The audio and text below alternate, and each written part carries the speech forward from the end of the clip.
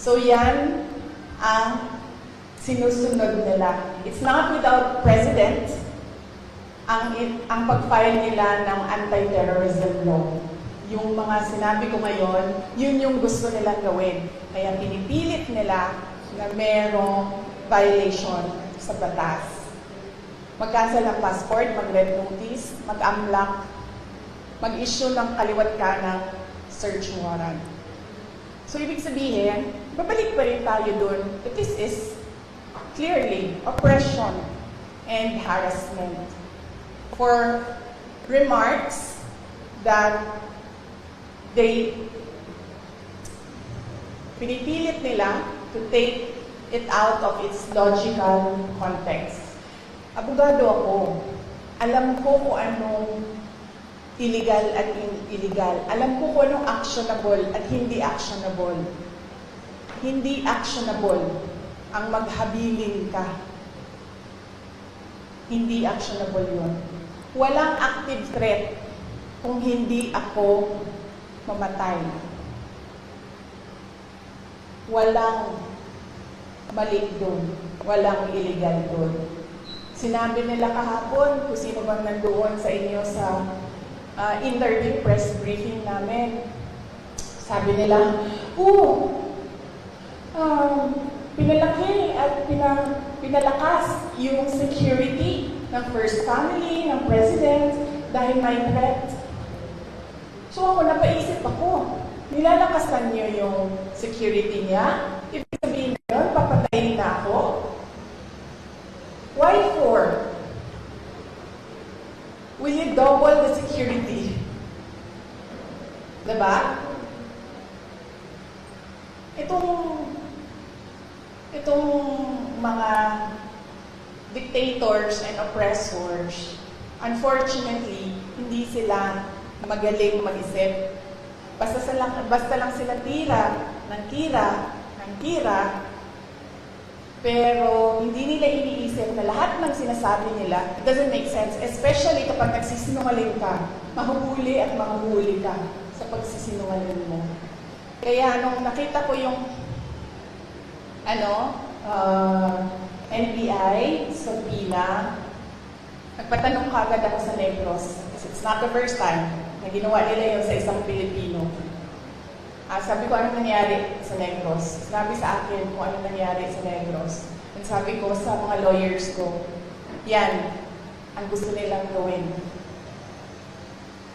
I'm sorry, yung sa PNP po, kasi direct so ikaw yung grupo natin, yung security pa yung ayaw ko rin ng AFP para to face investigation. Yes, oo. Initially, we are filing charges against them as well. For disobedience, for kidnapping, for robbery.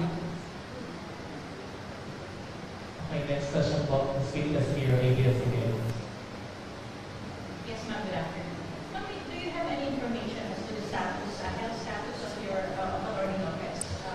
And do you have any information when she will be transferred to the House? Ma'am, wala po akong update sa status ni Yusek Zulaika Lopez and Ms. Gina Acosta, both of whom are admitted sa Veterans Hospital.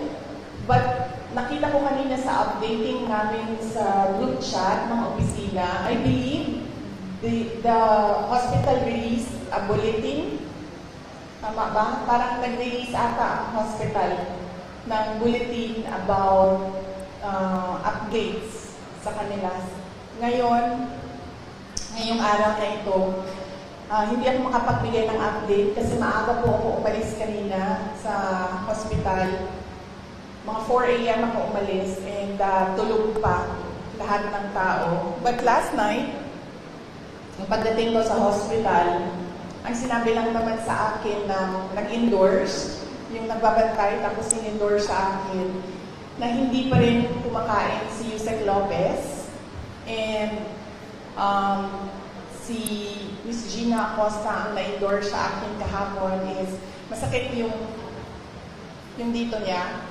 Kasi apparently, pag nawalan ka ng malay na nagiging unresponsive ka, parang kinukurot ba dito, hindi ko alam kung anong ginagawa. So apparently, sumakit yung dito niya kasi yun yung parang i-arouse ka para magising. So yun yung updates based on sa pakikipag-usap ko sa kanila. Another question po, just very quick. Do you see yourself patching things up with BBM in the future? Do you see that happening at all? Well, I believe, ma'am, that we reached the point of no return. I really believe that we have reached the point of no return. And it is clear, ma'am, na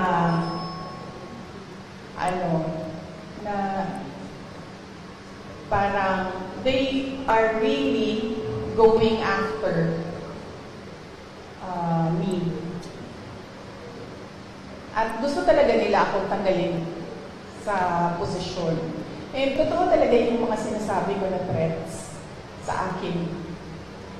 Bago pa man nangyari yung kaguluhan sa House of Representatives noong nakaraang Friday, documented lahat ng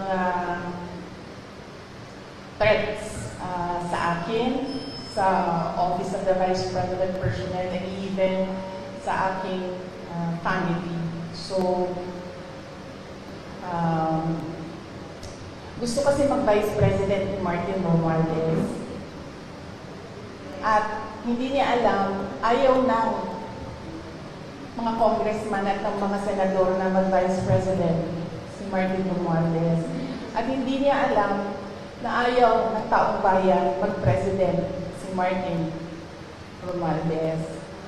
Unfortunately, hindi maintindihan yon ni Martin Romualdez. Yun yung problema.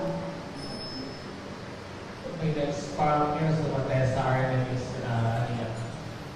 Good afternoon, ma'am. Any reaction lang po ba sana sa mga pambabatikos or mga pahayag ni House Majority Leader at Zamboanga City District 2 Representative Manisa Lino alaban sa inyo tungkol nga dito sa mga nangyayari?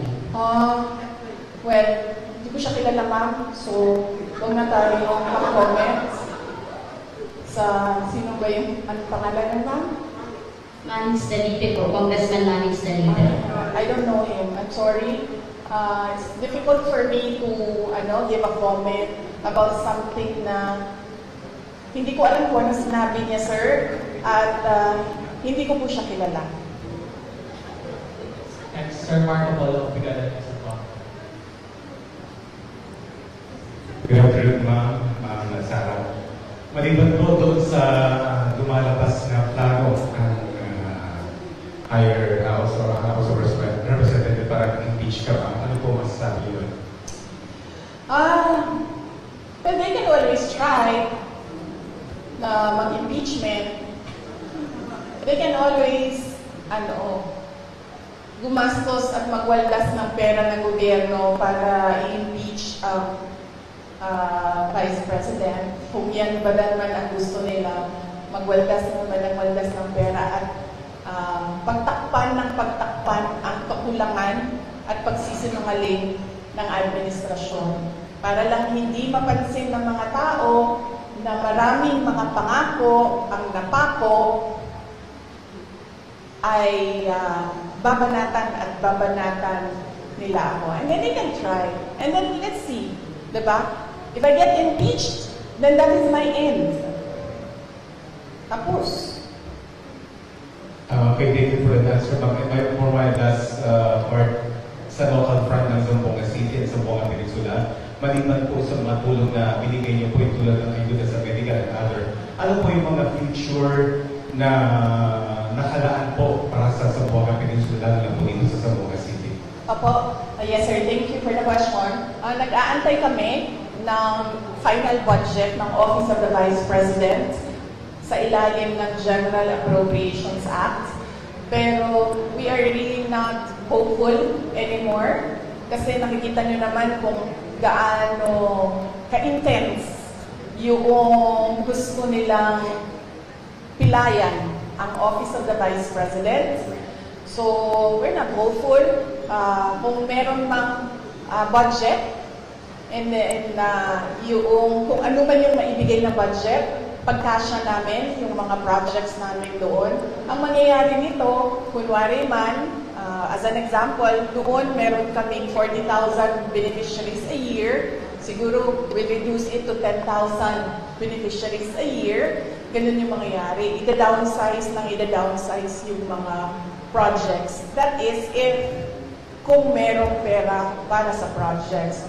Kung wala naman pong pera para sa mga projects, ang maiwan lang ay pambayad ng sweldo ng mga tao, ng mga employees ng Office of the Representatives, then dapat kayo magreklamo, taong bayan.